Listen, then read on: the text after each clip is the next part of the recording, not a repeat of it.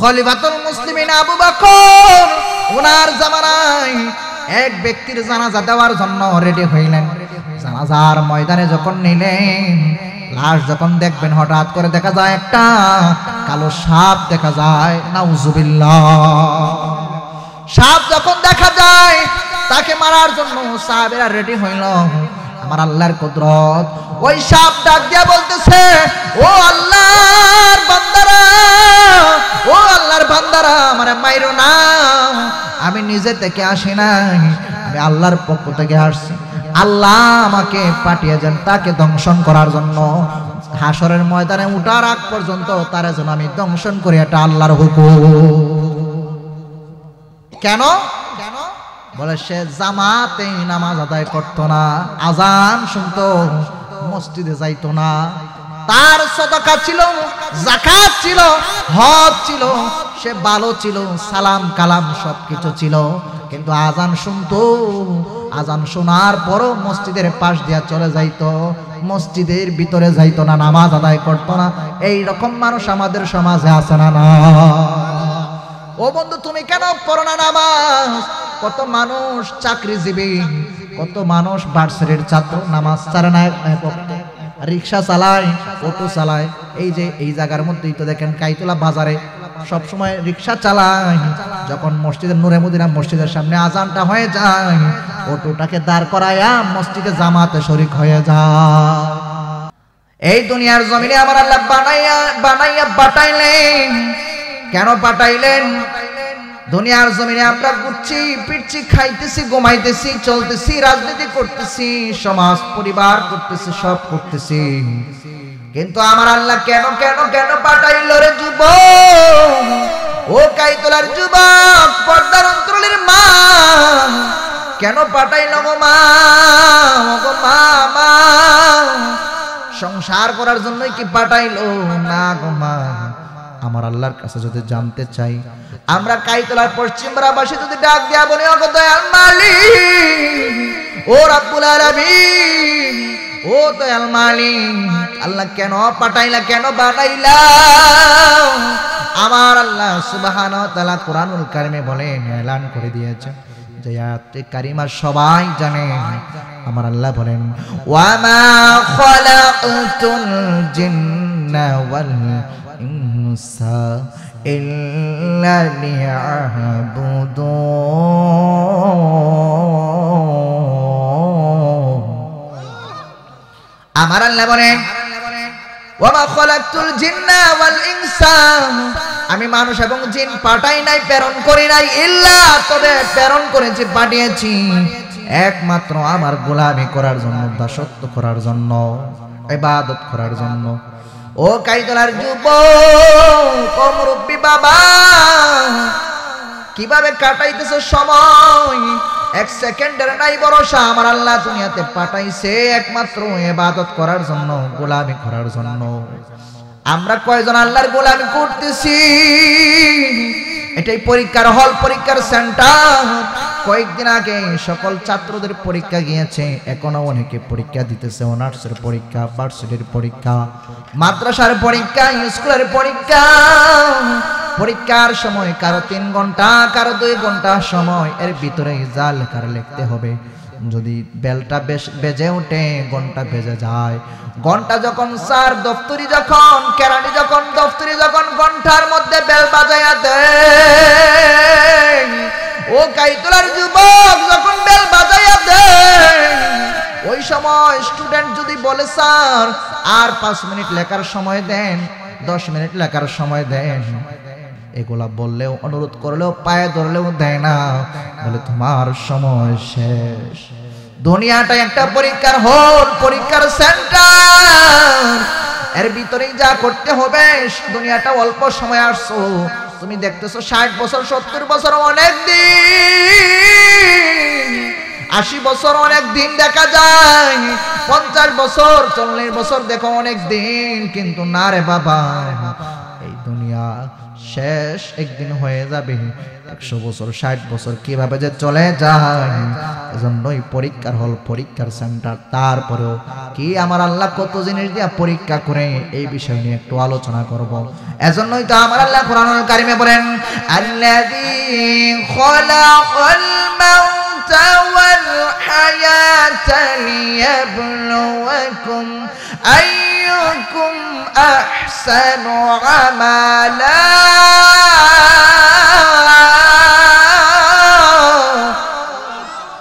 আমার আল্লাহ বলেন, হে বান্দা, আল্লাযী খালাকাল মাউতা ওয়াল হায়াতা, জীবন এবং মৃত্যু সৃষ্টি করেছি তোমাদেরকে পরীক্ষা করার জন্য কে কত নেক আমল করতে পারে। নেক আমল করার সেন্টার হচ্ছে দুনিয়ার যা জমিন। এ থেকে বোঝা যাচ্ছে আমল হচ্ছে দুই প্রকার, একটা হচ্ছে বদ আমল আর একটা হচ্ছে নেক আমল। বদ আমল হচ্ছে খারাপ কাজ, যত খারাপ কাজ আমার আল্লাহ নিষেধ করেছেন। আমার আল্লাহ যা যা নিষেধ করেছেন, সুদ খাওয়া হারাম, ঘুষ খাওয়া হারাম, জিনা হারাম, ব্যভিচার হারাম, অন্যায়ভাবে অন্যের সম্পদ আত্মসাৎ করা হারাম, গীবত করা হারাম, মিথ্যা বলা হারাম, চুগল করা হারাম। যত হারাম কাজ এগুলা হচ্ছে বদ আমল।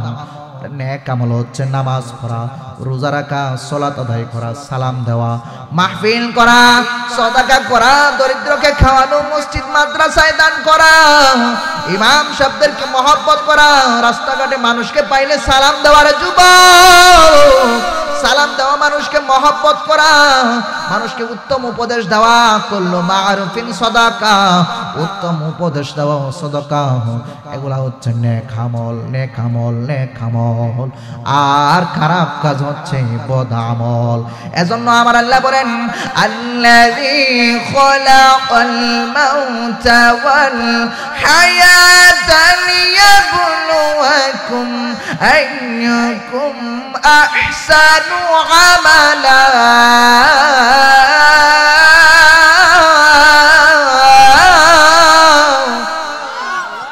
এজন্য আমার আল্লাহ বলেন, বান্দারে কে কত নেক আমল করতে পারে, এজন্যই পরীক্ষা করার জন্যই আমি তোমাদেরকে দুনিয়াতে পাঠাইলাম।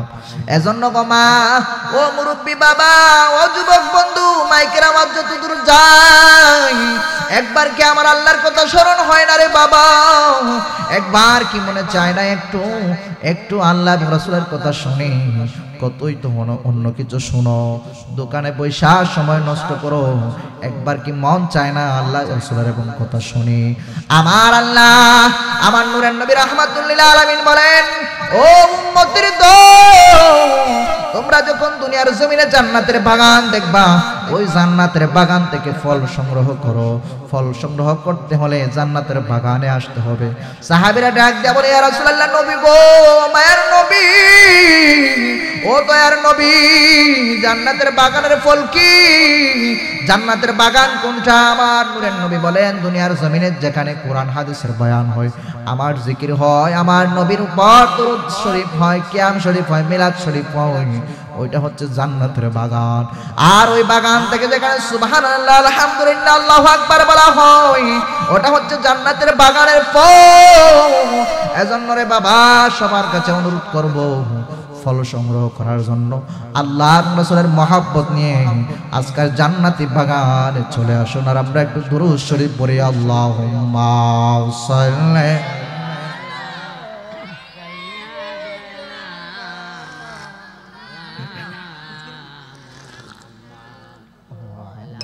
আলা সাইয়্যিদিনা মাওলানা মুহাম্মাদ। আল্লাহুম্মা সাল্লি সাইয়্যিদিনা মাওলানা মুহাম্মাদ ওয়ালা সাইয়্যিদিনা মাওলানা। আমার আল্লাহ সুবহানাহু ওয়া তাআলা পবিত্র কোরআনুল কারীমে বলেন, মনোযোগ, আমার আল্লাহ বলেন সূরা বাকারার 155 নম্বর আয়াতে আমার আল্লাহ বলেন, ওয়ালা নাবলুওয়ান্নাকুম বিশাইইম মিনাল খাউফি ওয়াল জু'i ওয়া নাকসিম মিনাল আমওয়ালি ওয়াল আনফুসি ওয়াস সামারাত। আমার আল্লাহ বলেন, ওয়ালা নাবলুওয়ান্নাকুম বিশাইইম মিনাল খাউফি ওয়াল জু'i, নিশ্চয় আমি তোমাদেরকে ভয়, ক্ষুধা এবং ধন দিয়া, মন দিয়া, প্রাণ নিয়া, প্রাণ দিয়া, জীবন দিয়া, জীবন নিয়া, তোমাদের ফসল দিয়া আবার ফসল ধ্বংস করে, সম্পদ নিয়া, মাল দিয়া আবার মাল নিয়া আমি তোমাদেরকে পরীক্ষা করব। এবং পরীক্ষার সময় যারা ধৈর্যশীল হবে, আমার আল্লাহ কুরআনুল কারিমে বলেন ওয়াবাশশিরিস সাবিরিন,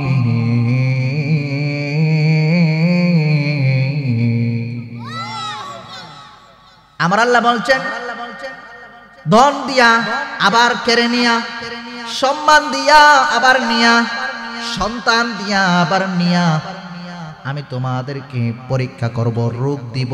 রোগ দেওয়ার মালিক কে? বাবা একটু মহব্বতে কোন কে? রিজিকের মালিক কে? হায়াতের মালিক কে? সম্মানের মালিক কে? ইজ্জতের মালিক কে? আমার আল্লাহ। সব কিছুর মালিক আমার আল্লাহ। আমার আল্লাহ বলছেন রে বান্দা, সব কিছুর মালিক আমি আল্লাহ। আবার তোমাদেরকে পরীক্ষা করার জন্য, তোমাদেরকে পরীক্ষা করার জন্য আমি এগুলা দিব, আবার নিব, নিয়ে পরীক্ষা করব। আর যারা ধৈর্যশীল হবে তাদের জন্য আমার আল্লাহ বলেন ওয়াবাশশিরিস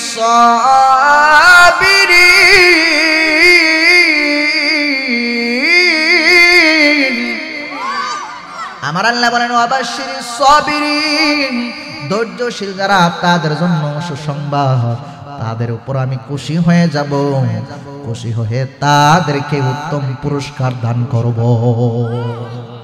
ও বন্ধু, ধৈর্যশীল হতে হবে, জীবনে ধৈর্যশীল হতে হবে। যা কিছু করো না কেন ধৈর্যশীল হতে হবে। জীবনে প্রতিষ্ঠিত হতে হলে ধৈর্যশীল হতে হবে, ধৈর্য রাখতে হবে, সবর রাখতে হবে, সবরের মালিক হতে হবে। একটা ক্যারিয়ার গঠন করার জন্য ধৈর্যশীল হতে হবে। আল্লাহকে পাইতে হলো আল্লাহর ইবাদতের মাধ্যমে ধৈর্যশীল হতে হবে।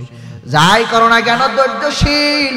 যার জীবনে ধৈর্য যত বেশি, সবর যত বেশি, আমার আল্লাহ তার জীবনে সফলতা তত বেশি।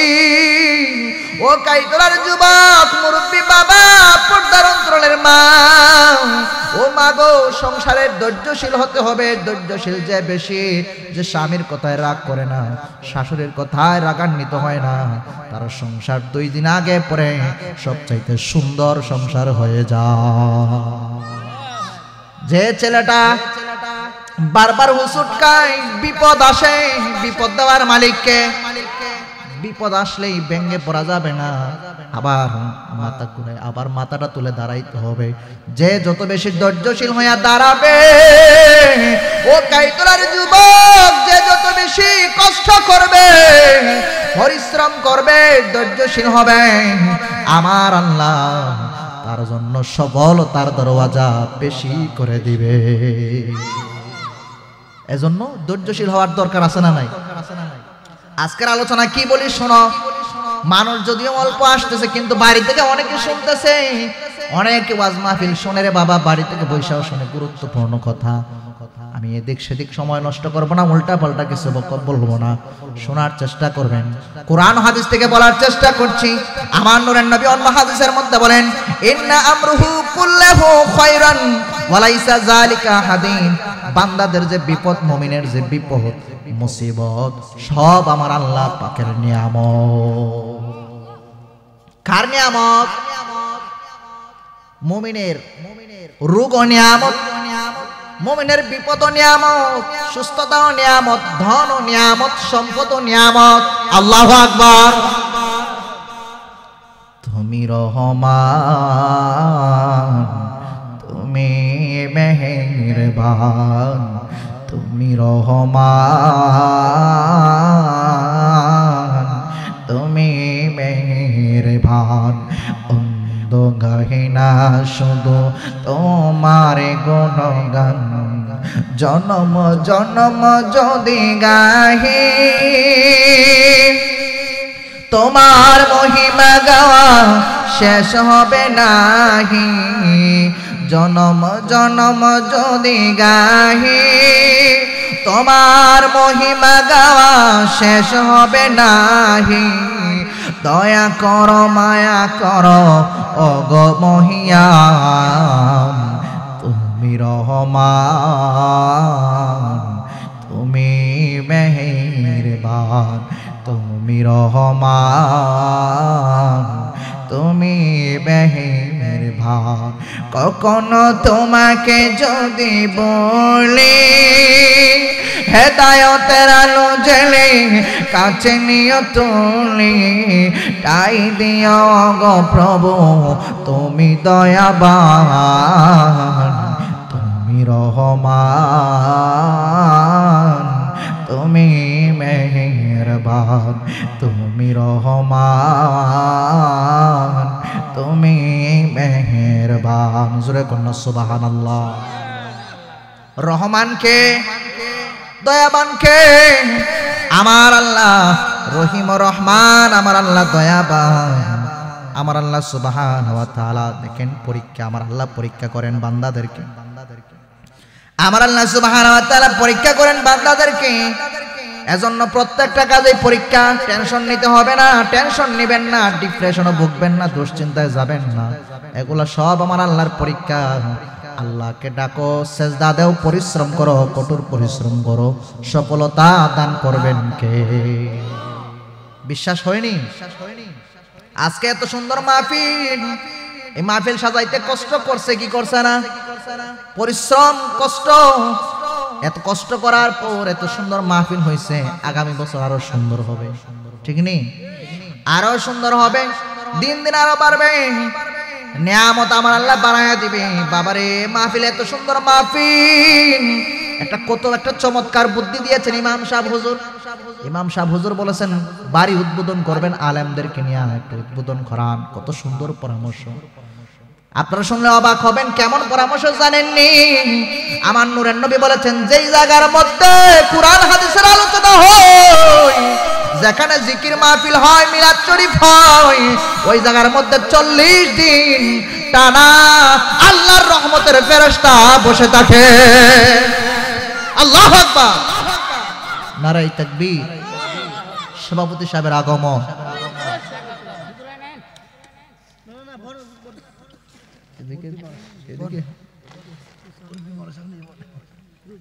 সবাই বলে আলহামদুলিল্লাহ ও বন্ধু আমি বলছিলাম আল্লাহর পরীক্ষা ভালো আছেন নি কত সুন্দর পরামর্শ দিয়েছেন কেন আল্লাহর রহমত ছাড়া কিছু হয় না এত সুন্দর বাড়ি বানাইলেন রহমত বরকত নিয়ামত এই নিয়ামত ক্ষমতা শক্তি দিয়েছেন কে আল্লাহ না দিলে কি এত সুন্দর বাড়ি হইতো আল্লাহ দিছেন বিদায় এত সুন্দর বাড়ি সাজাইছেন ও বন্ধুরে এজন্য শুকরিয়া স্বরূপ আল্লাহর দরবারে মিলাদ মাহফিলের মাধ্যমে ওয়াজ মাহফিলের মাধ্যমে বাড়ি উদ্বোধন করতেছেন মাশাআল্লাহ আল্লাহ কবুল করুক এই বাড়ির মধ্যে রহমত বরকত নাজিল করুক সবাই বলে আমিন আরে নবীর উম্মতের দল আমার আল্লাহ দেখেন পরীক্ষা করতেছেন হাদিস কানা সহিহ বুখারী শরীফ সহিহ মুসলিম শরীফের হাদিস মুত্তাফাকুন আলাইহি হাদিস আমার নূরের নবী রাহমাতুল লিল আলামিন একটা সুন্দর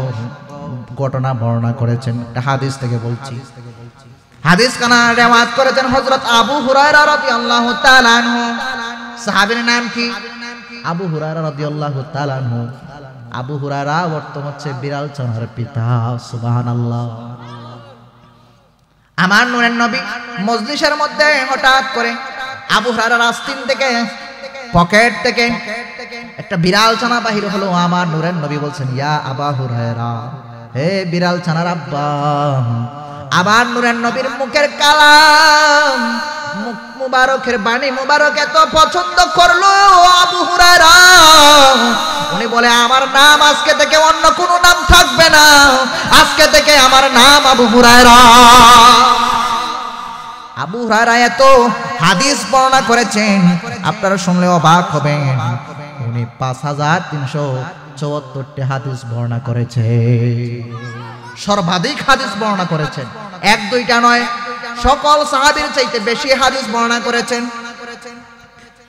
আবার শুনলে আরো অবাক হবেন ও কাইতলার যুবক, ও বৃদ্ধ বাবা, ও মুরব্বী বাবা, পর্দার অন্তরালে মা বোনেরা গো, আবু হুরায়রা রাদিয়াল্লাহু তাআলা আনহু প্রথম জীবনে ওনার মাতার ব্রেনে তো ভালো ছিল না।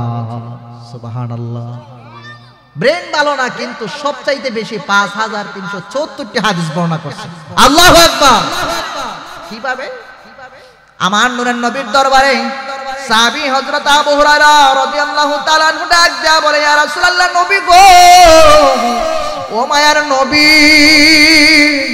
ও দয়ার নবী, আপনার কাছে আমি আপনার খাদিম, আপনার দরবারে থাকি, ঘুমাই, আপনার দরবারে খাই, আপনার দরবারে সব সময় 24 ঘন্টা থাকি। ইয়া রাসূলুল্লাহ, নবী গো, আপনার জবান মোবারক দেখে কতগুলা হাদিস শুনি, কিন্তু স্মরণ রাখতে পারি না। আমার নূরের নবী বলেন, রে আবু হুরায়রা, চিন্তা কইরো না, টেনশন কইরো না।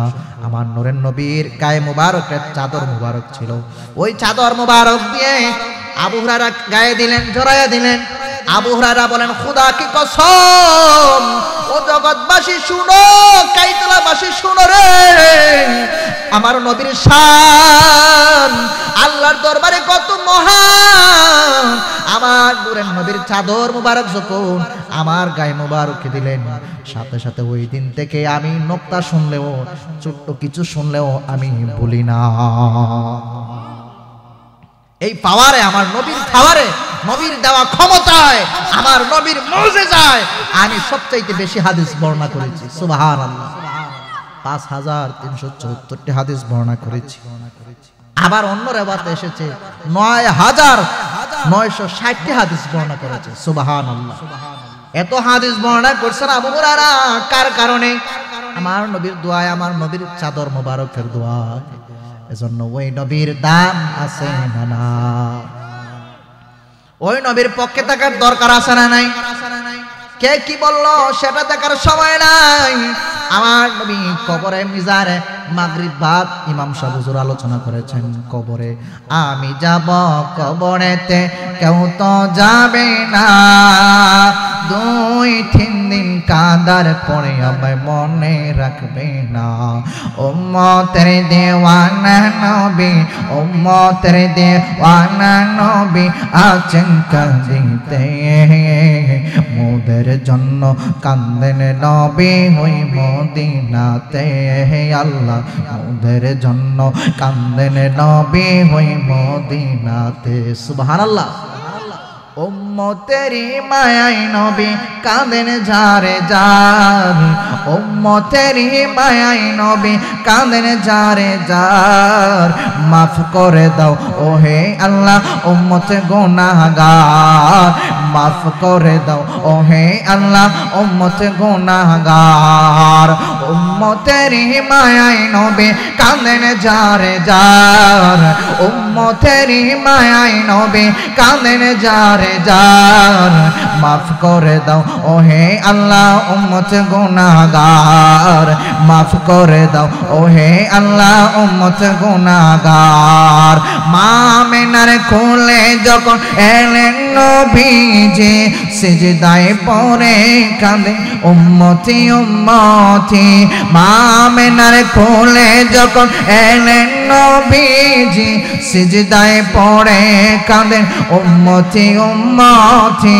বলেন আল্লাহ রাব্বানা মাহবুব আমার শোনো না, বলেন বানা মাহবুব আমার শোনো না, গুনাহগার উম্মতের জামিন পাক সরওয়ার, মাফ করে দাও ওহে আল্লাহ উম্মত গুনাহগার, মাফ করে দাও ওহে আল্লাহ উম্মত গুনাহগার।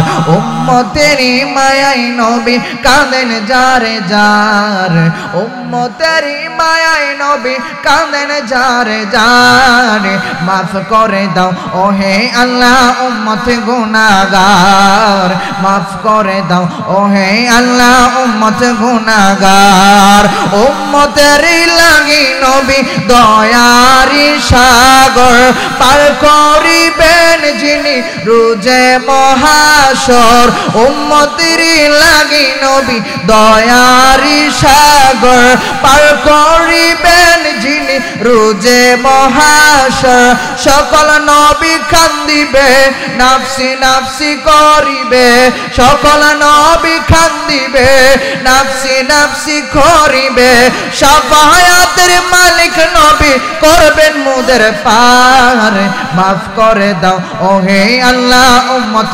গুনাহগার মাফ করে দাও ওহে আল্লাহ উম্মত গুনাহগার হাসরের ময়দানে সবাই নাফসি নাফসি করবে একমাত্র আমার নবী ইয়া উম্মতি উম্মতি বলে কাঁদবে ওই নবীর পাগল হওয়ার দরকার আছে না নাই এজন্য শায়ের বলে উম্মতেরই লাগি নবী দয়ারি সাগর পার করিবেন যিনি রোজে মহাশর সকল নবী কান্দিবে নাফসি নাফসি করিবে সকল নবী কান্দিবে নাফসি নাফসি করিবে শাফায়াতের মালিক নবী করবেন মুদের পার মাফ করে দাও ওহে আল্লাহ উম্মত গুনাহগার মাফ করে দাও ওহে আল্লাহ উম্মত গুনাহগার আল্লাহুম্মা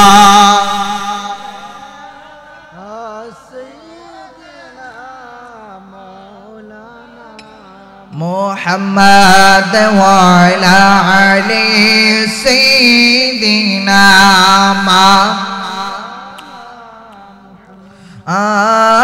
اللهم صل دينا مولانا محمد وعلى علي سيدنا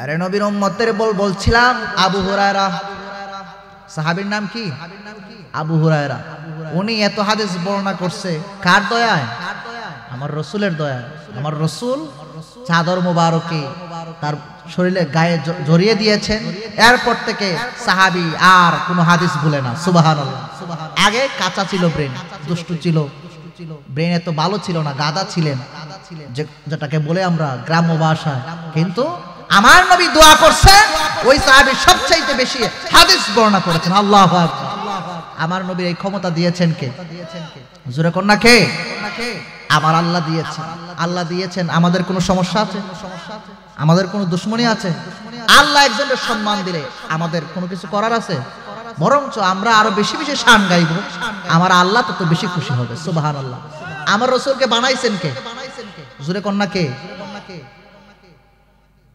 একজন স্ত্রীকে যখন একজন বিয়ে করে একজন মেয়েকে যখন স্বামী বিয়ে করে নিয়ে আসে সংসারে চলাফেরা করতেছে মানুষ যখন স্ত্রীর সুনাম কয় শাশুড়ি শ্বশুর যখন সুনাম কয় তখন ছেলে খুশি না বেজার আর যদি বদনাম কয় উল্টা পাল্টা কয় ছেলের মাথা গরম হয়ে যায় কি রে আমি বিয়ে করে আনছি নতুন বউ একটু তো দুষ্টুমি থাকতেই পারে এখন মানায় নেও না কয়েকদিন আমার আল্লাহ আমার নবীকে সৃষ্টি করেছে সুবহানাল্লাহ কন্যা বাবা সন্তান বাবার সন্তান সন্তান যখন বড় হয়েছে কাজ করে সন্তানের সুনাম বাবার কাছে বললে বাবা খুশি না বেজার যদি আয়া বিচার দেয় প্রত্যেক দিনে বদনাম কয় বাবার মাথা গরম নেই না ঠান্ডা বুঝতেছেন না আমার কথা আমার আল্লাহ আমার নবীর সৃষ্টি করেছে নবীর সম্মান দিয়েছে নবীর সম্মান নাই তা এক সেকেন্ড মানলাম কিন্তু সৃষ্টি করছেন কে সম্মান বাড়াই দিয়েছেন কে এখন যদি আপনি নবীর সম্মান গান সুনাম করেন তাহলে আল্লাহ খুশি না বেজার সুবহানাল্লাহ কন্যা এইটাই বুঝতে হবে আল্লাহ খুশি আর যদি আপনি বদনাম করেন উল্টা পাল্টা করেন আল্লাহ বেজার না খুশি আল্লাহ বেজার হয়ে যাবেন এজন্য সাবধান আল্লাহ বেজার হয়ে গেলে আপনি নামাজ রোজা হজ যাকাত সাদাকা ওয়াজ মাহফিল সিন্নি সালাত তাবারুক যা কিছু আছে সব বরবাদ কথা বলুন ঠিক কি না সব বরবাদ হয়ে যাবে আর আপনি নবীর সম্মান গে নবীর মহব্বত রেখে আপনি যাই করেন সব আল্লাহর দরবারে কবুল হবে। সুবহানাল্লাহ। আমার আল্লাহ তো এমন নবীর শান বাড়ায় দিয়েছেন, আমার আল্লাহ আমার নবীর শান মানে তো বাড়িয়ে দিয়েছেন। আপনি নামাজ পড়েন, আপনি রোজা রাখেন, হজ করেন, যাকাত দেন, আমার আল্লাহর দরবারে যদি আমার নবীর শানে দুরূদ শরীফ আদায় না করেন, ওই ইবাদত আমার আল্লাহর দরবারে কবুল হয় না। কথা বলো ঠিক না? হযরত আবু হুরায়রা সাহাবী, আবু হুরায়রা রাদিয়াল্লাহু তাআলা আনহু সাহাবী, আমার নূরের নবীর প্রিয় সাহাবী আবু হুরায়রা থেকে বর্ণিত তিনজন ব্যক্তি বনি ইসরাইলের জামানায়। কয়জন ব্যক্তি? তিনজন ব্যক্তির পরীক্ষা আমার আল্লাহ করেছিলেন। এক নাম্বার হচ্ছেন একজন কুষ্ঠরোগী, এক নাম্বার কুষ্ঠরোগী মনে রাখবেন। দুই নাম্বার হচ্ছে অন্ধ ব্যক্তি, তিন নাম্বার হচ্ছে টাক মাথাওয়ালা, যার মাথায় চুল নাই, টাক মাথা। তিনজন ব্যক্তিকে আমার আল্লাহ পরীক্ষা করছে। এক নাম্বার কুষ্ঠরোগী, দুই নাম্বার টাক মাথাওয়ালা, তিন নাম্বার হচ্ছে অন্ধ ব্যক্তি। তিনজন ব্যক্তির আমার আল্লাহ পরীক্ষা করছেন। আমাদেরকেও আল্লাহ পরীক্ষা করে কি করে না? দেখেন তারা পরীক্ষায় কারা কারা সাকসেস হয়েছে। আমাদের গ্রামের কলিমউদ্দিন, সলিমউদ্দিন, আব্দুর রহমান, আব্দুর রহিম, আমাদেরকেও পরীক্ষা করেন, কিন্তু আমরা পরীক্ষা বুঝতে পারি না। ও বান্দা বুঝে নিতে হবে এগুলা পরীক্ষা কার। আমার আল্লাহ জন্য বলেন ওয়ালা নাবলুওয়ান্নাকুম বিশাইইম মিনাল খাউফি ওয়াল জুউ।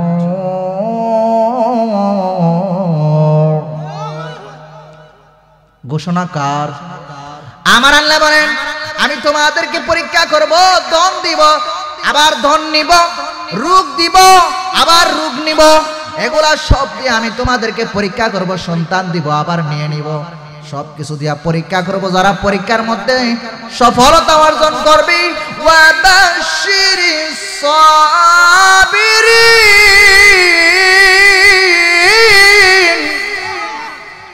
যারা সফলতা অর্জন করবে তাদের জন্য সুসংবাদ। আল্লাহু আকবার। বনি ইসরাইলের জামানায় তেমন সহিহ বুখারী এবং সহিহ মুসলিম শরীফের হাদিস আমার নূরের নবীর সাহাবী হযরত আবু হুরায়রা রাদিয়াল্লাহু তাআলা হতে বর্ণিত। আমার নূরের নবী বলেন ইরশাদ করতেছেন বনি ইসরাইলের তিনজন ব্যক্তি, এক নাম্বার হচ্ছে কুষ্ঠরোগী। আমার আল্লাহ পরীক্ষা করার জন্য ফেরেশতা পাঠাইলেন। ফেরেশতা আয়েশা ডাক দেয়া বলে, ও কুষ্ঠরোগীওয়ালা ভাই, ও কুষ্ঠরোগী, ও বাইরে তোমার কি পছন্দ বলো, তোমার কি পছন্দ বলে। ও ভাই, যে কুষ্ঠরোগের কারণে আমারে কেউ পছন্দ করে না, আমারে কেউ দেখতে পারে না, ও ভাই, আমার যদি সুন্দর চামড়া হইতো কুষ্ঠরোগ ভালো হয়ে যাইতো, ওই জিনিসটাই আমার কাছে সবচাইতে পছন্দ।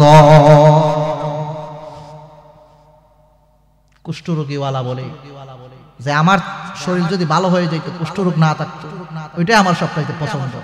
কারণ কুষ্ঠরোগের কারণে, এই সুন্দর চামড়া না থাকার কারণে আমি সমাজে যাইতে পারি না, চলতে পারি না, সমাজে হাঁটা চলা করতে পারি না, মানুষ ঘৃণা করে সামাজিকভাবে বসবাস করতে পারি না।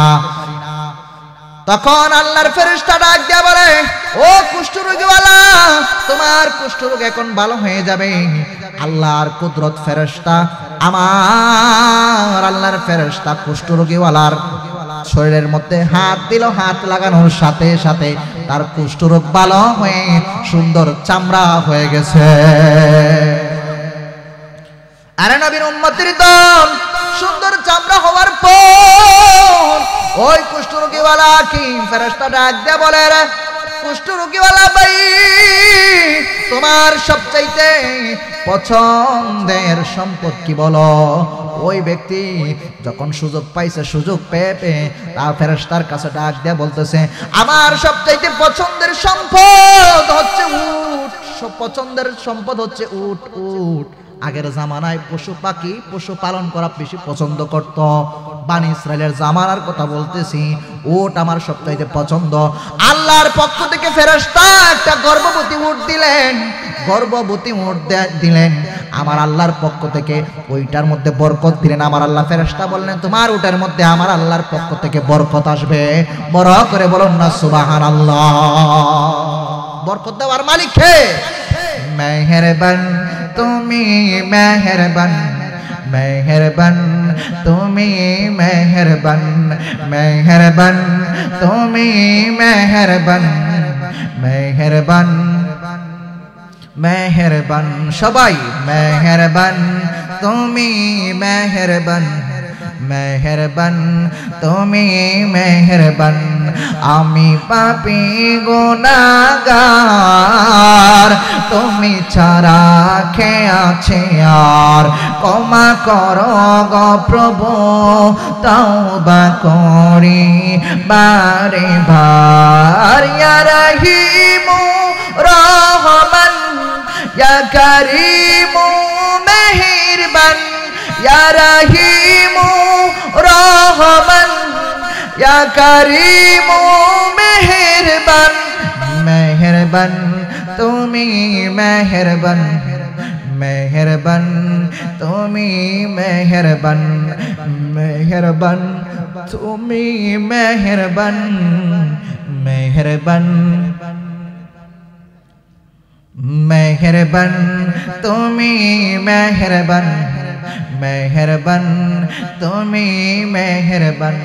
জেনে না জেনে হাজার পাপের সাগরে ডুব দিয়েছি, পথ হারিয়ে ভুলে বুঝে না বুঝে হাজার পাপের সাগরে ডুব দিয়েছি, পথ হারিয়ে বলে। নিজের প্রতি নিজে সকাল বিকাল সাজি, নিজের প্রতি নিজে সকাল বিকাল সাজি জুলুম করেছি বারে বার। ইয়া রহিমু রহমান, ইয়া করিমু মেহেরবান, ইয়া রহিমু রহমান, ইয়া করিমু মেহেরবান।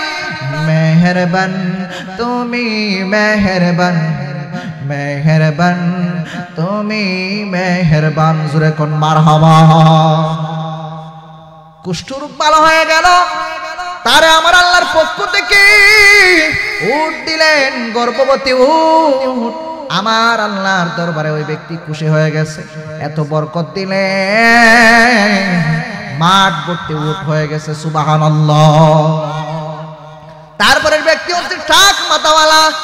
টাক মাথাওয়ালার কাছে ডাক দিয়া বলে, ও টাক মাথাওয়ালা ভাই, আল্লাহর ফেরেশতা বলে তোমার কি পছন্দনীয় জিনিস কি বলো, তোমার পছন্দের বস্তু কি, তোমার পছন্দের সবচাইতে পছন্দের জিনিস কি বলো।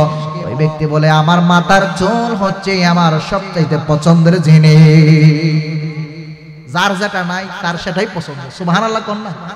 যার পা নাই তার যদি প্রশ্ন করেন রে ভাই তোমার পছন্দের জিনিস কি, বলে রে ভাই আমার যদি পা থাকতো তাহলে আমি হাঁটতে পারতাম, চলতে পারতাম, এই পা আমার সবচাইতে পছন্দের জিনিস। যার চক্ষু নাই, যার ছেলে নাই, ওই ব্যক্তিরে বলে ভাই তোমার পছন্দের জিনিস কি, বলে আমার যদি একটা ছেলে থাকতো আমার মনটা খুশি থাকতো। যার মেয়ে নাই আমার একটা মেয়ে দরকার। আফসোস, সবার শুধু আফসোস। কথা বলুন ঠিক না? টাক মাথাওয়ালার কাছে যখন ফেরেশতা ডাক দিয়া বলে, ও টাক মাথাওয়ালা ভাই তোমার সবচাইতে পছন্দের জিনিস কি বলো, ওই ব্যক্তি ডাক দিয়া বলে আমার মাথার চুল হচ্ছে আমার পছন্দের জিনিস।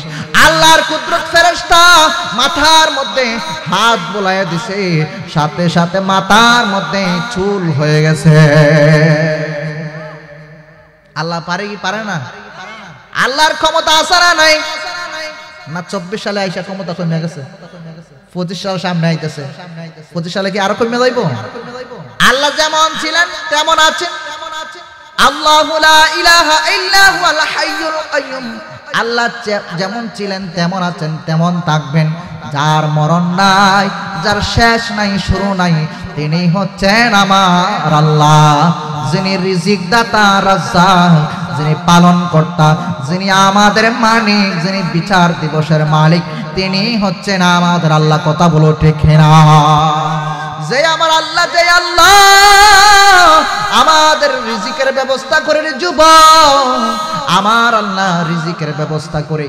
দেখো আমার আল্লাহ এত মায়া কইরা বান্দা বানায়া, তারপরও আমার আল্লাহর কাছে যখন জবাব দাও, আল্লাহর ডাকে যখন সাড়া দাও না, দৈনিক 5 বার যখন আল্লাহ বান্দারে ডাকে ডাকে, আরে বান্দা আসো নামাজে আসো, নামাজে আসো, বান্দা তারপরও ডাকে সাড়া দেয় না, তারপরও আমার আল্লাহ তার রিজিকের রাস্তা বন্ধ করে না, রিজিকের দরওয়াজা বন্ধ করে না। রে যুবক ও কাইতালার যুবক, তারপর আমার আল্লাহ বান্দা খাওয়ায়, বান্দারে খাওয়ায়, বান্দারে রিজিক দেয়, সব কিছু দেয়।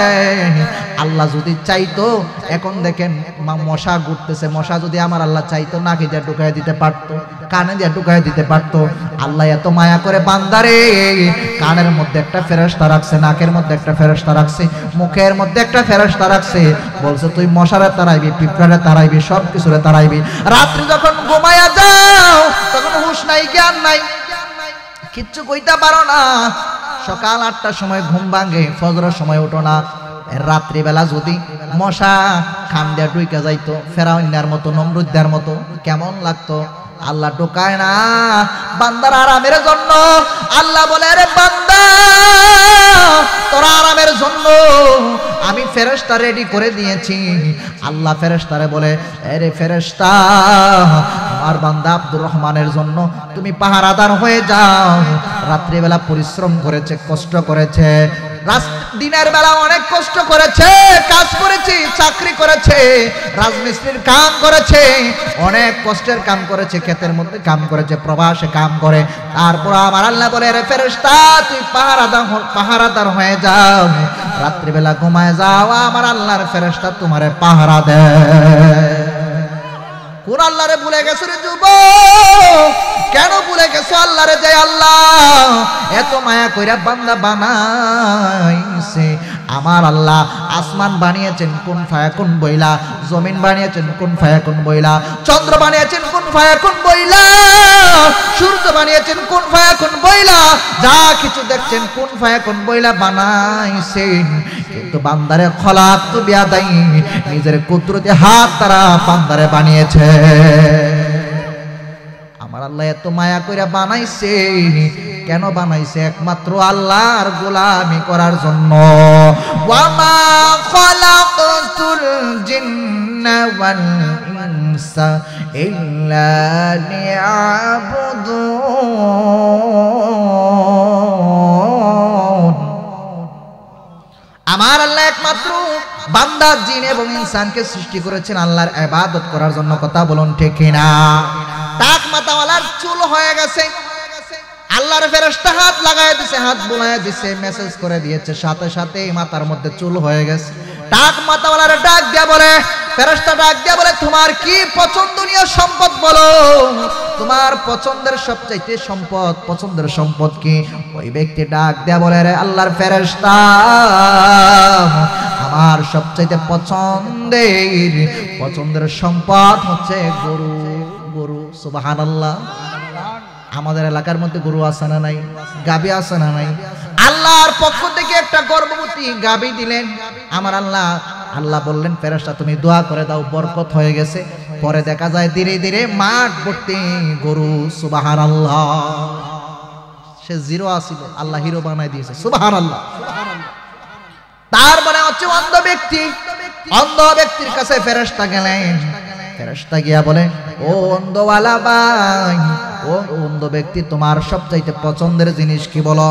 ওই ব্যক্তি ডাক দিয়া বলে, ও আল্লাহর ফেরেশতা আমার সবচাইতে পছন্দের জিনিস হচ্ছে আমার দুইটা চোখ। এই চক্ষু যদি থাকতো, এই চক্ষু দিয়ে আমার আল্লাহর সৃষ্টি দেখতাম। এই চক্ষু যদি থাকতো আমার সন্তানদেরকে দেখতাম, আমার মা বাবার চেহারার দিকে তাকাইতাম, আমার মা বাবারে দেখতাম। হাদিস মুবারকার মধ্যে আসছে, আমার নূরের নবী বলেছেন, মা বাবার দিকে নেক নজরে তাকাইলে একটা কবুল মকবুল হজের সওয়াব আমার আল্লাহ লিখে দেয়। সাহাবী রাইদা বলে, ইয়া রাসূলুল্লাহ, নবী গো, ও মায়ার নবী, ও দয়ার নবী, যদি কেউ 100 বার নেক নজরে তাকায়, মায়ের মা বাবার দিকে যদি 100 বার নেক নজরে তাকাই, আমার নূরের নবী বলেন 100 বার তাকাইলে 100টা কবুল হজের সওয়াব লিখে দিবে। মক্কা মদিনা যাইয়া 6 লক্ষ টাকা দিয়া হজের ভিসা হজ কইরা 6 লক্ষ টাকা দিয়া হজ করে হজ কবুল হইছে কিনা গ্যারান্টি নাই। 1.5 লক্ষ টাকা দিয়া উমরা কবুল হইছে কিনা গ্যারান্টি নাই। কিন্তু মা বাবার দিকে নেক নজরে তাকাইছো, এটা কবুল গ্যারান্টি 100%। 100% গ্যারান্টি আমার আল্লাহর দরবারে হজ কবুল হয়ে গেছে। একটা কবুল হজের সব, সুবহানাল্লাহ।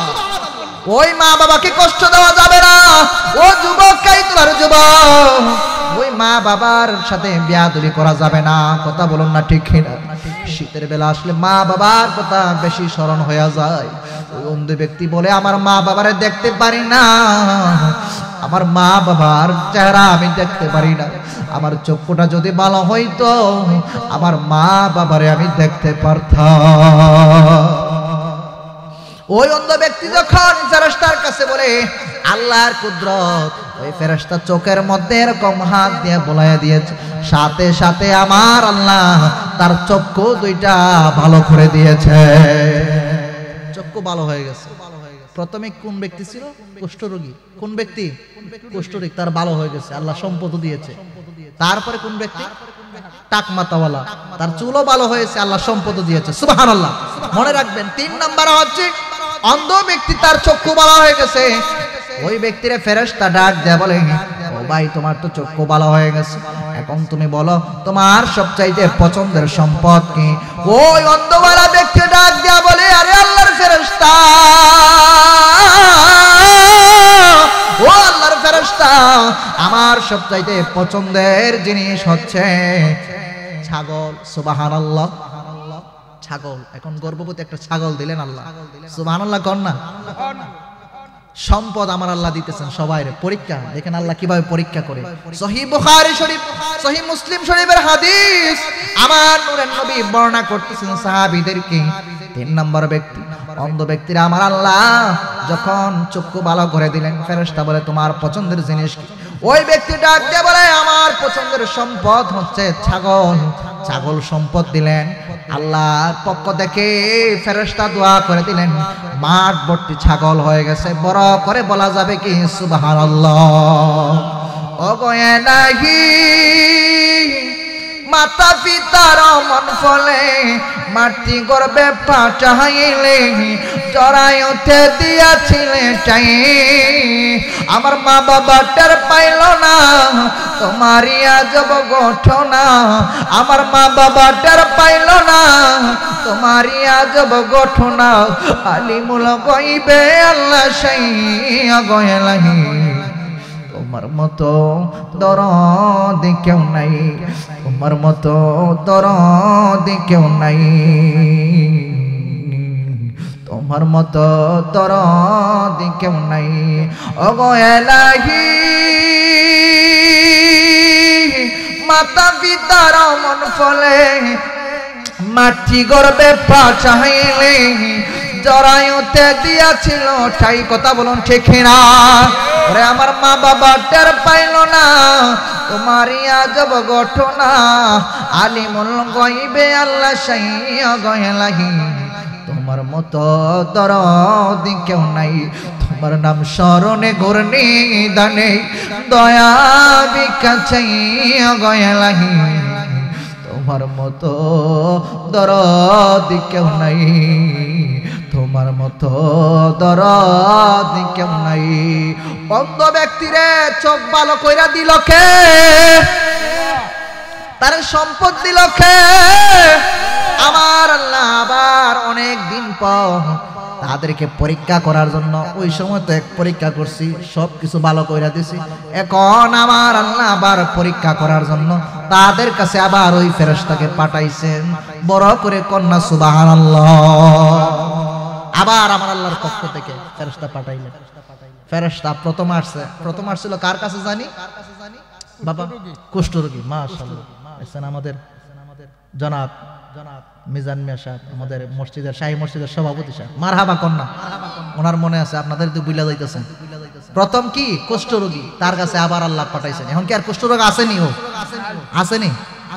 ভালো সুস্থ মানুষ, তার কাছে ফেরেশতা আইসা বলে, ও ভাই আমি মুসাফির, অনেক দিন পরে ভুলে যাওয়ার মতো, 20 বছর 30 বছর পরে আসলে ভুলে যাই, বন্ধু বন্ধুরও ছিল, বন্ধু মনে নাই, ওই যে ছোটবেলা খেলাধুলা করছে, তারপরে বেশি কথা বইলা পড়তে মনে করতে হয়, স্মরণ করতে হয়। এমন বছর পরে কয়েক শত বছর পর আমার আল্লাহর পক্ষ থেকে বানি ইসরাইলের উম্মতরা কিন্তু বেশি বেশি হায়াত পেয়েছে। 200 বছর 500 বছর 1000 বছর জীবিত ছিল, কথা বলো ঠিক কিনা?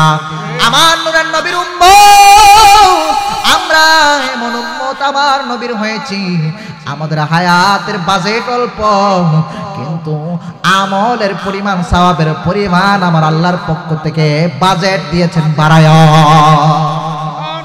অন্য নবীর এত বাজেট ছিল না। আজকের মাহফিল কত সুন্দর বাজেটের মাহফিল দেখেন, মাহফিলে যারা ঢুকবে ফেরেশতারা দাঁড়ায় আছে রাস্তায় রাস্তায়, রাস্তার মোড়ে মোড়ে বান্দার গুনাহগুলো নেওয়ার জন্য। গুনাহ নিয়া, বান্দার গুনাহ নিয়া জান্নাতি বানায় ঢুকাই দিবে। সুবহানাল্লাহ। এই বাগান কি এখন এই জমশেদ মিয়ার বাড়ি না জান্নাতের বাগান? জান্নাতের বাগান হয়ে গেছে। ঘোষণা কার? আল্লাহ ঘোষণা করে দিয়েছেন আমার রাসূলের মাধ্যমে। সুবহানাল্লাহ। আল্লাহুম্মা সাল্লি সাইয়্যিদিনা মুহাম্মাদিনা আনা শাফিয়ানা মাওলানা মুহাম্মাদ। আল্লাহুম্মা সাল্লি আলা মুহাম্মাদিনা শাফিয়ানা মাওলানা মুহাম্মাদ। দিবানিশি মন রে আমার আর দিও না যন্ত্রণা, হায়রে দনে যদি যাইতাম সোনার মদিনা। আল্লাহুম্মা আলা সাইয়্যিদিনা মুহাম্মাদিনা শাফিয়ানা মাওলানা মুহাম্মাদ। বড় লোকে হজ করে গো মক্কায় আর মদিনা, হায়রে গরিব লোকের হজ হইল মা বাড়ি চরণ তলায়। আল্লাহুম্মা সাল্লি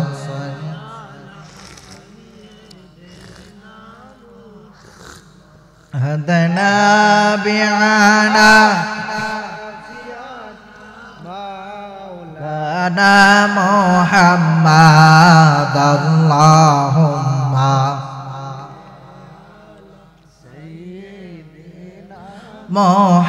মুহাম্মাদিনা শাফিয়ানা মাওলানা। সবাই বলে আলহামদুলিল্লাহ। আমার আল্লাহ কুষ্ঠরোগীর কাছে পাঠাইলেন আবার পরীক্ষা করার জন্য। কুষ্ঠরোগীর কাছে ফেরেশতা আয়েশা বলে, ও আল্লাহর বান্দা, ও আল্লাহর মায়ার বান্দা রে, তোমার এত সুন্দর চেহারা, এত সুন্দর রূপ, এত সুন্দর চেহারা, এত সুন্দর গঠন, আমার আল্লাহ তোমার এত ধন সম্পদ দিয়েছেন, এত সুন্দর সুন্দর উট দিয়েছেন। ও আল্লাহর বান্দা, আমি মুসাফির রে, আমি বড় অসহায় অবস্থায় তোমার কাছে হাত পাততেছি, তোমার কাছে চাইতেছি, আল্লাহর ওয়াস্তে তুমি একটা উট আমাকে দিয়ে দাও। আমি বড় মুসিবতের মধ্যে পড়েছি, মুসাফির, আমার সব কিছু শেষ হয়ে গেছে, এখন টাকা নাই, পয়সা নাই, সম্বল কোনো কিছুই নাই। ও আল্লাহর বান্দা, যে আল্লাহ তোমারে উট দিয়েছেন, যে আল্লাহর চেহারা সুন্দর করেছেন, ওই আল্লাহর নামে, আল্লাহর ওয়াস্তে তুমি আমার একটা উট দিয়ে দাও। বড় করে কন্যা সুবহানাল্লাহ। ফেরেশতা বলে, যে আল্লাহ তোমারে দিয়েছেন এত সুন্দর উট, এত সুন্দর চেহারা সুরত, সবকিছু দিয়েছেন, ধন সম্পদ দিয়েছেন, মাঠ ভর্তি উট, তুমি এই উট থেকে একটা উট আমারে আল্লাহর রাস্তায় দিয়ে দাও। সুবহানাল্লাহ। আল্লাহর হস্তে বলার পর তারপরও ওই ব্যক্তি বলে আমার ঋণ আছে রে বাবা। দুষ্ট মানুষ আছে না নাই? টাকার অভাব নাই, তারপরও আল্লাহর রাস্তায় চাইলে দেয় না, মসজিদের জন্য চাইলে দেয় না, মাহফিলের জন্য চাইলে দেয় না, বলে বাবারে মাফ করো, আমার ঋণ আছে, এই আছে সেই আছে, আছে না নাই? দেয় তো দেয় না, আবার মাহফিলেও হয় না, আছে না নাই? কয় অমুক বাড়ির সাথে ঝগড়া, মাহফিলের সাথে তো কোনো ঝগড়া নাই, আল্লাহ রসুলের সাথে তো কোনো ঝগড়া নাই, মসজিদের সাথে তো ঝগড়া নাই। হ্যাঁ ঝগড়া আছে? না আমার মসজিদের সভাপতির সাথে ঝগড়া লাগছে, মসজিদের কেশারের সাথে ঝগড়া, এই মসজিদে যাইতাম না। আসেনি? না আপনাদের এলাকায় নাই? না না আপনাদের এলাকায় নাই। মসজিদ কার ঘর? জোরে কর না কার ঘর? বাবা এখন যে একটু চিন্তা করেন, আমার সাথে আরেকজনের দ্বন্দ্ব থাকতেই পারে, দুনিয়ার জমিনে হতেই পারে, সংসারেও ভুল ত্রুটি হলে ভাই ভাই ঝগড়া লাগতেই পারে, লাগেই, কিন্তু মীমাংসার সমাধান আছে না নাই? সমাধান আছে না নাই? সমাধান করে নিতে হবে। ভুল ত্রুটি হতে পারে, কিন্তু আপনি মসজিদের সাথে রাগ করলেন, যাইতেছেন না, না মসজিদে আমি যাইতামই না, আপনি যে আল্লাহর সাথে রাগ করতেছেন, কতক্ষণ ঠিক না? আপনি তো এটা চিন্তা করতেছেন না। রাগ থাকতে পারে, বাবা তুমি যদি আল্লাহর প্রিয় বান্দা হয়ে থাকো, অনুরোধ করব তুমি যাও, কারোর সাথে কথা বলার দরকার নাই, মহব্বতে মসজিদে পিছনে দাঁড়ায়া বা বারিন্দায় নামাজ আদায় করা যায় কি যায় না? এতে আমার আল্লাহ খুশি হয়ে যায়। আমার আল্লাহর পক্ষ থেকে সম্মান দেওয়ার মালিককে, ইজ্জত দেওয়ার মালিককে। আল্লাহ যদি খুশি হয় বান্দার জন্য, কোন ফায়াকুন, আমার আল্লাহ কুল মাখলুকাত বান্দার উপর সন্তুষ্ট হয়ে দুনিয়া আখিরাত সব কিছু আমার আল্লাহ নাজাতের ফয়সালা করে দিতে পারে কি পারে না? এজন্য মসজিদ নিয়ে, আল্লাহ এবং রাসূল নিয়ে, মাহফিল নিয়ে কোনো দ্বন্দ্ব রাখবেন না। এগুলা হচ্ছে গুরুত্বপূর্ণ জিনিস, এগুলা আল্লাহর সাথে রিলেটিভ। আল্লাহ এবং রাসূলের সাথে যেই জিনিসগুলা রিলেটিভ, এগুলার সাথে বিদ্বেষ রাখতে নাই। আমার আল্লাহ নারাজ হয়ে যায়, নাখুশ হয়ে যায়। ওই তেরস্তা কুষ্ঠরোগীওয়ালা ওই সুস্থ মানুষকে বলতেছে আল্লাহর ওয়াস্তে একটা উট দিয়ে দাও, বলে আমার ঋণ আছে। বলে কি বলো? যে আল্লাহ তোমার এত সুন্দর চেহারা দিয়েছেন, তোমার না কুষ্ঠরোগ আছিল? এখন কইতাছে আর কি, স্মরণ করতেছে, তোমার না কুষ্ঠরোগ আছিল, তোমার তো কিচ্ছু ছিল না, আল্লাহ দিয়েছেন, কুষ্ঠরোগ ভালো করছেন, উট দিয়েছেন। কয় ওই ব্যক্তি মিথ্যাবাদী আর কি, দুষ্ট লোক, মিথ্যা কথা কয়নি, কয় না। এগুলা তো আমি পূর্বপুরুষ উত্তরসূরি হিসাবে পাইছি, উত্তরাধিকারী হিসাবে পাইছি। জোরে কন্যা নাউজুবিল্লাহ, আমি উত্তরাধিকারী পাইছি এটা, এগুলা আমার তো কুষ্ঠরোগ আছে না, মিথ্যা কথা। তখন আল্লাহর ফেরেশতা সাথে সাথে জবাব দেয়, সাথে সাথে বলে ও ভাই, ও ভাই, তোমার না কুষ্ঠরোগ ছিল, তুমি না কত কত কান্না করছো রে, তুমি এত কাঁদছো, তোমার কিচ্ছু ছিল না, আজকে সব দিয়েছেন, তুমি মিথ্যাবাদী, মিথ্যা কথা বলেছ। যদি তুমি মিথ্যাবাদী হও, আল্লাহর পক্ষ থেকে তুমি আবার পূর্বের অবস্থায় ফিরে যাও। বড় করে কন্যা সুবহানাল্লাহ, পূর্বের অবস্থায় ফিরে যাও। সাথে সাথে দেখা যায় কুষ্ঠরোগ আবার হয়ে গেছে। আল্লাহু আকবার। আল্লাহ পারে কি পারে না? উট, একটা উটের মধ্যে বেমার আছে না, ভাইরাস আছে নি? দেখেন না ফার্ম, আপনাদের এদিকে পোল্ট্রি মুরগির ফার্ম আছে, একটা মুরগ মরলে একবার ভাইরাসে সব মরে যায়, আছে নি? এক উটের মধ্যে একটা ভাইরাস আইছে, দেখা যায় আস্তে আস্তে সব উট শেষ, শেষ নি? আল্লাহ জিরো থেকে হিরো বানাইছে কে? আবার হিরো থেকে জিরো বানাইতেছে কে? এই বিশ্বাস আছে না নাই? ও কাইতলার ধনাঢ্য ব্যক্তিরা, আপনাদের কদমে হাত দিয়ে বলবো মনোযোগ, আমার আল্লাহ দন দেওয়ার মালিক, আমার আল্লাহ দন দিয়া মন পরীক্ষা করে কে? আমার আল্লাহ সবকিছু দিতে পারে, সম্মান দেওয়ার মালিক কে? ইজ্জত দেওয়ার মালিক আমার আল্লাহ, সম্মান দেওয়ার মালিক আমার আল্লাহ, আবার সম্মান কাইরা নেওয়া বেজ্জতি করার মালিক আমার আল্লাহ, আবার দুনিয়া ফকির বানানেওয়ালাও আমার আল্লাহ। কত টাকাওয়ালা দেখলাম, টাকাওয়ালা হইয়া কত অহংকার, তাকাব্বুরি। আবার এমন সময় হয়েছে মানুষের দ্বারে দ্বারে কিছু খাবারের জন্য হাত পেতেছে, এরকম হাজার হাজার নজির আছে। সাথে সাথে দেখা যায় ওই ব্যক্তি আবার ফকির হয়ে গেছে। টাক মাথাওয়ালার কাছে আমার আল্লাহ আবার পাঠাইছেন পরীক্ষা করার জন্য। তার তো এখন চুল সুন্দর, টাক মাথা আসেনি, নাই, চুল হয়ে গেছে, মাথার চুল সুন্দর, চেহারা সুন্দর, অনেক কিছু হয়ে গেছে।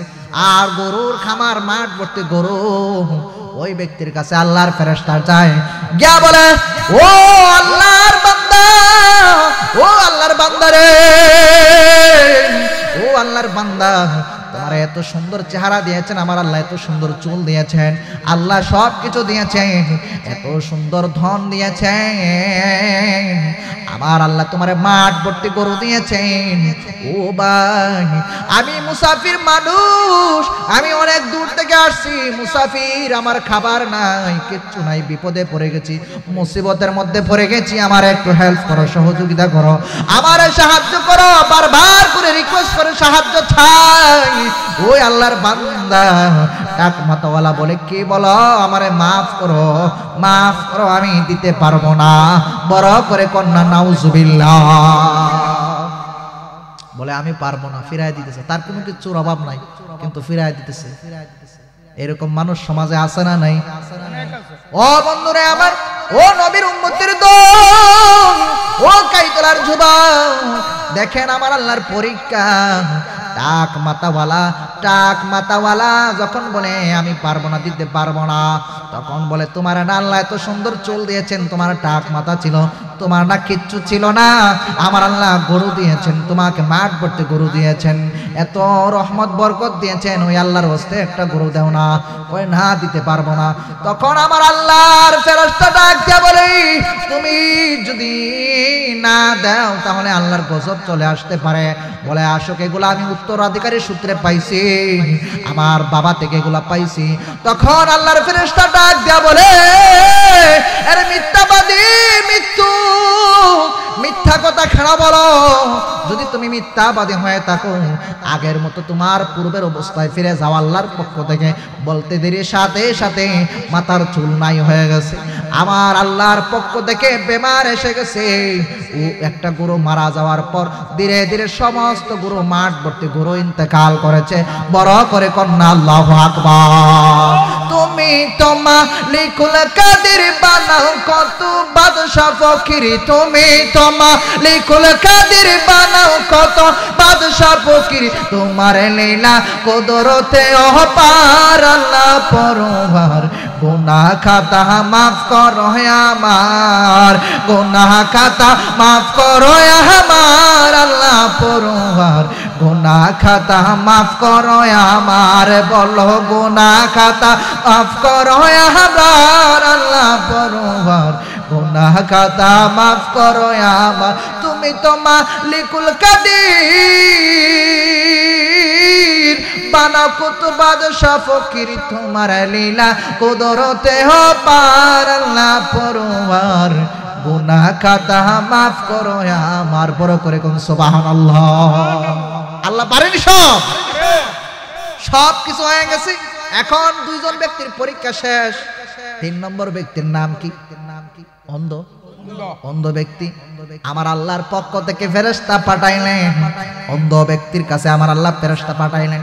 ফেরেশতা আয়েশা বলতেছে, ও অন্ধ বলা ভাই, ও ভাই, তোমার তো এত সুন্দর চক্ষু দিয়েছেন আমার আল্লাহ সব কিছু দিয়েছেন, আমি বড় মুসাফির, অসহায় অবস্থায় হয়ে গেছি। সহিহ বুখারী শরীফ, মুসলিম শরীফে আমার নূরের নবী বর্ণনা করছেন, আবু হুরায়রা রাদিয়াল্লাহু তাআলা হতে বর্ণিত, আমার নূরের নবী রাহমাতুল লিল আলামিন বলেন, ও উম্মত, বনি ইসরাইলের 3 জন ব্যক্তির আল্লাহ পরীক্ষা করতেছেন। অন্ধওয়ালা ব্যক্তির কাছে যখন ফেরেশতা আয়েশা বলে, ও আল্লাহর বান্দা, এত সুন্দর চেহারা সুরাত, এত কিছু দিয়েছেন আমার আল্লাহ সব কিছু দিয়েছেন, আমার আল্লাহ ধন দিয়েছেন, এত মাঠ ভর্তি ছাগল দিয়েছেন, আমি বড় মুসাফির, আমি বড় অসহায়, আমাকে একটু সাহায্য করো না আল্লাহর ওয়াস্তে, আমার একটা ছাগল দিয়ে দাও না। আল্লাহর ওয়াস্তে যখন বলল, আমার আল্লাহর ফেরেশতা আল্লাহর ওয়াস্তে বলার সাথে সাথে ওই ব্যক্তি, অন্ধওয়ালা ব্যক্তি ডাক দিয়া বলে, ও ভাই, আল্লাহর ওয়াস্তে বলেছ, তুমি চাইতেছো একটা ছাগল দেওয়ার জন্য, একটা কেন চাইতেছো? আল্লাহর ওয়াস্তে তুমি যদি আমার সকল ছাগলগুলা নিয়ে নাও, তারপর আমার মনে কোনো কষ্ট থাকবে না। বড় করে কন্যা সুবহানাল্লাহ। তখন ওই ব্যক্তি ডাক দিয়া বলে, আল্লাহর ফেরেশতা ডাক দিয়া বলে, ও ভাই, আপনি তো অন্ধ ছিলেন, আপনি অন্ধ, আল্লাহ ভালো করেছেন, আমার মাধ্যমে, আমি ফেরেশতার মাধ্যমে ভালো করেছেন। আপনার মন তো অনেক বড়, আল্লাহ দিয়েছেন, আপনি আল্লাহর জন্য সব ছাগল দিয়ে দিতে চাইতেছেন। সুবহানাল্লাহ। দিতে হবে না, দিতে হবে না, আমার আল্লাহ আপনাকে পরীক্ষা করেছেন, আমার আল্লাহ পরীক্ষা করেছেন। আল্লাহ পরীক্ষার মধ্যে, আল্লাহর পরীক্ষার মধ্যে তুমি সফলতার সাথে বিজয় অর্জন করেছো। বড় করে কন্যা সুবহানাল্লাহ। আমার মরণের কতদিন বাকি আমি জানিলাম না গো আল্লাহ, মরণের কতদিন বাকি, আমার মরণের কতদিন বাকি আমি জানিলাম না গো আল্লাহ, মরণের কতদিন বাকি। কইতাম নি? খারাপ লাগেনি আপনাদের? মরণের কতদিন বাকি আমি জানিলাম না গো আল্লাহ, মরণে কতদিন বাকি। আর আজরাইল আসিয়া যখন হস্তে দিবা দরে, তখন আমার মনাবাই করবা লুকালুকি, আল্লাহ জানিলাম না গো আল্লাহ, মরণের কতদিন বাকি আমি জানিলাম না গো আল্লাহ, মরণে কতদিন বাকি। ও কাইতলার যুবক, মুরব্বী বাবা, মরণের 1 সেকেন্ডের গ্যারান্টি নাই। আজকে তো একজন মারা গেছেন, জানাজা হয়েছে আসরের নামাজের বাদ। ও বন্ধু, সেজন্য কোন সময়, সব সময় মরণের জন্য প্রস্তুত নিতে হবে। অনেক মানুষ দেখা যায় মাহফিলে আসতেছে, বাড়িতে যাওয়ার গ্যারান্টি নাই।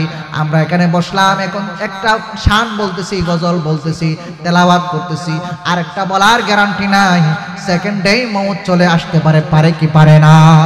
এজন্য সিলেটে একজন শায়ের কবি লেখেন, আমার মরণের কতদিন বাকি আমি জানিলাম না গো আল্লাহ, মরণের কতদিন। আরে আজরাইল আসিয়া যখন হস্তে দিবা দরি, তখন আমার মনাবাই করবা লুকালুকি, আমি জানিলাম না গো আল্লাহ, মরণে কতদিন বাকি, আমার মরণের কতদিন বাকি আমি জানিলাম না গো আল্লাহ, মরণে কতদিন বাকি। আর হায়াত হইল হাতে বাইরে, মমত হইল পায়ে, যেই জায়গায় যার মরণ লেখা সেই জায়গায় সে মরে, আমি জানিলাম না গো আল্লাহ, মরণে কতদিন বাকি, আমার মরণের কতদিন বাকি আমি জানিলাম না গো আল্লাহ, মরণে কতদিন বাকি। কবি বলতেছে 40 দিন আগে মৌতের নিশানা হয়, আজরাইলের সাথে সাক্ষাৎ হয়। ওরে মরণের কথা মানুষ, সুবহানাল্লাহ কন্যা, এই যে 40 দিন আগে, এই কবি এখানে বলতেছেন, আরে 40 দিনের আগে বাইরে মৌতের নিশানি, যমদূতে বান্দানি বা চোখে দিয়া দিয়া আমি জানিলাম না গো আমার মরণে কতদিন বাকি, আমার মরণের কতদিন বাকি আমি জানিলাম না গো আল্লাহ, মরণের কতদিন বাকি। আল্লাহুম্মা কতটুকু খারাপ লাগবে মোহাম্মদ 14 বাজার 15 মিনিট আছে। আলি সাইয়্যিদিনা মাওলানা মুহাম্মদ, আল্লাহুম্মা সাল্লি আলা সাইয়্যিদিনা মুহাম্মদ ওয়া আলা সাইয়্যিদিনা সবাই বলি আলহামদুলিল্লাহ। এই মাহফিল হওয়াতে আমরা খুশি নাকি বেজার? আমি এতটুকু বোঝাতে চাইতেছি যে আল্লাহর পরীক্ষা সবর, আল্লাহর পরীক্ষা, বান্দাদেরকে পরীক্ষা করেন, সেকেন্ডে সেকেন্ডে পরীক্ষা করেন। এজন্য আমরা সব সময় এত দুনিয়াদারির পাগল হলে হবে না। আমার নূরের নবী বলেন, তোমরা আখিরাতে পাগল হও, তোমাদের পিছন পিছন দুনিয়া ছুটবে, তোমরা দুনিয়ার পিছনে ছুটো না, দুনিয়াও পাইবা না, আখিরাতও পাইবা না, কিচ্ছু পাইবা না। এজন্য নামাজের দরকার আছে না নাই? জোরে কোন নামাজের দরকার আছে না নাই? মা বাবার খেদমতের দরকার আছে না নাই? রোজার দরকার আছে না নাই? যাকাতের দরকার আছে না নাই? এজন্য মনে রাখতে হবে রে বাবা, আল্লাহর বান্দা, আল্লাহর রাস্তায় সব সময় চলতে হবে। আমার আল্লাহর পরীক্ষা বড় কঠিন বান্দারে। আমার আল্লাহ জবান দিয়েছেন, এত সুন্দর হাত দিয়েছেন, এত সুন্দর পা দিয়েছেন। জবান দিয়েছেন কিসের জন্য? হাত দিয়েছেন কিসের জন্য? কান দিয়েছেন কিসের জন্য? একবার কি ভাবো না, একবার কি চিন্তা করো না? আমার আল্লাহ তোমার কত সুন্দর পা দিয়েছেন, কত সুন্দর বডি দিয়েছেন, একমাত্র আমার নবীর ওসিলায় এত সুন্দর করে বানাইলো আমার আল্লাহর ইবাদত করার জন্য। কিভাবে তোমরা আমার আল্লাহকে বলে গেলা? কিভাবে আল্লাহকে বলে যাও? আমার আল্লাহ মাঝে মাঝে দেখায়। আজকে কয়েকদিন আগে দেখলাম ফেসবুকের মধ্যে ভাইরাল হয়েছে, একটা কবরের মধ্যে জাহান্নামের আগুন দাউ দাউ করে জ্বলতেছে। জাহান্নামের আগুন বিশ্বাস হয় না? জাহান্নামের আগুন সত্য না মিথ্যা? মিথ্যা।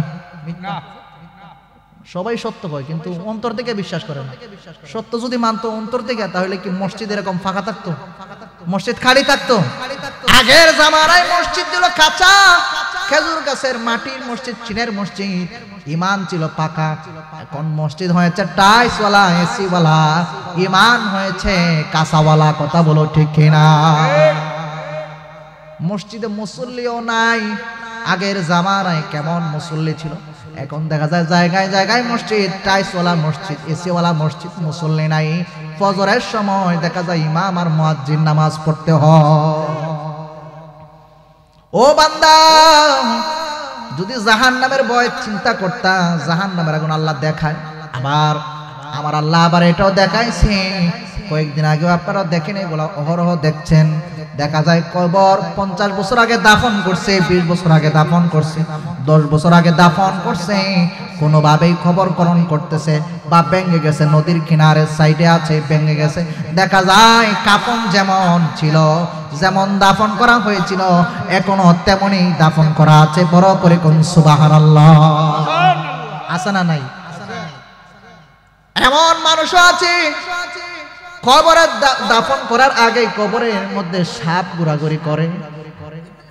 এমন এমন লাশও আছে, এমন লাশও আছে, জানাজার মাটি দেখা যায় কবরে লাশের মধ্যে সাপ দৌড়াদৌড়ি করতেছে। আমাদের সমাজে এমন পাপী নাই দিকে দেখেন না, অনেক সমাজে অনেক জায়গায় এগুলো দেখা যায়।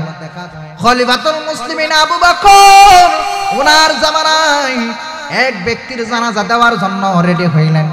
জানাজার ময়দানে যখন নিলেন, লাশ যখন দেখবেন, হঠাৎ করে দেখা যায় একটা কালো সাপ দেখা যায়। নাউজুবিল্লাহ। সাপ যখন দেখা যায়, তাকে মারার জন্য সাহাবীরা রেডি হইল। আমার আল্লাহর কুদরত, ওই সাপ ডাক দিয়া বলতেছে, ও আল্লাহর বান্দারা, ও আল্লাহর বান্দারা, আমারে মাইরো না, আমি নিজে থেকে আসি নাই, আমি আল্লাহর পক্ষ থেকে আসছি। আল্লাহ আমাকে পাঠিয়েছেন তাকে দংশন করার জন্য। হাসরের ময়দানে উঠার আগ পর্যন্ত তার যেন আমি দংশন করি, এটা আল্লাহর হুকুম। কেন? বলে সে জামাতে নামাজ আদায় করতো না, আজান শুনতো, মসজিদে যাইতো না। তার সাদাকা ছিল, যাকাত ছিল, হজ ছিল, সে ভালো ছিল, সালাম কালাম সবকিছু ছিল, কিন্তু আজান শুনতো। আজান শোনার পরও মসজিদের পাশ দিয়া চলে যাইতো, মসজিদের ভিতরে যাইতো না, নামাজ আদায় করতো না। এই রকম মানুষ আমাদের সমাজে আছে না? না। ও বন্ধু, তুমি কেন পড়ো না নামাজ? কত মানুষ চাকরিজীবী, কত মানুষ ভার্সিটির ছাত্র, নামাজ ছাড়ে না, রিক্সা চালায়, অটো চালায়। এই যে এই জায়গার মধ্যেই তো দেখেন কাইতলা বাজারে সব সময় রিকশা চালায়, যখন মসজিদের নূরে মদিনা মসজিদের সামনে আজানটা হয়ে যায়, অটোটাকে দাঁড় করায়া মসজিদে জামাতে শরীক হয়ে যায়। আছে না নাই? তুমি সাক্ষী দাও, আছে না নাই? অনেক আছে, হাজার হাজার আছে।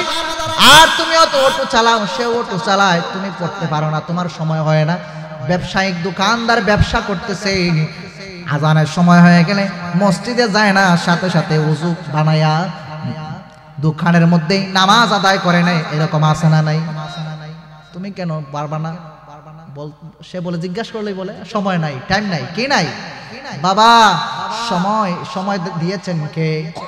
জোরে কন্যা, কে দিয়েছেন? জীবন দিয়েছেন কে? হায়াত দিয়েছেন কে?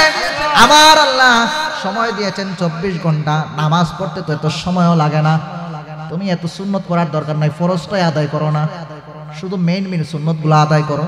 তাহলে 10 মিনিট 20 মিনিট করে যদি দেখো, 20 মিনিট করে 5 বারে করতে হয়, 1 ঘন্টা সময় দিলে হয়ে যায়। সুবহানাল্লাহ কম।